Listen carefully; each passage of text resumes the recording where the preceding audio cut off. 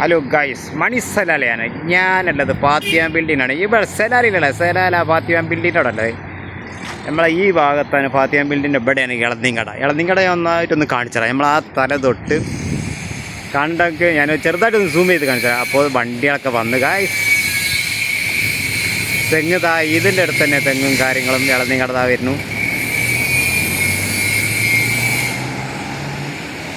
അതാണ് നമ്മളെ ഫാത്തിമ ബിൽഡിങ്ങിനോടുള്ള 5 മൂട് തെങ്ങ്, 5-6 തെങ്ങുണ്ട്. ഇതാണ് നമ്മളെ ഇളനീങ്കട ഫാത്തിമ ബിൽഡിങ്ങിലാണ്. നമുക്ക് ഈ ബദാമിൻ്റെ ചോട്ടുള്ള കട മാത്രമേ ഉള്ളൂ നമ്മളെ മലയാളിൻ്റെ ഒരു കട. ബാക്കിയൊക്കെ ഇന്ത്യക്കാരും ബംഗാളികളുടെ കടക്കാണ് ഈ ഭാഗത്തൊക്കെ ഉള്ളത്. പിന്നെ ഇവിടുന്നായിട്ട് വിട്ട് കഴിഞ്ഞാൽ ദാരീസ്, ആഫ, പിന്നെ ഈ ആ ഭാഗത്തൊക്കെ കുറേ ആൾക്കാരെ നമ്മളെ ആൾക്കാരെ കടകളുണ്ട്.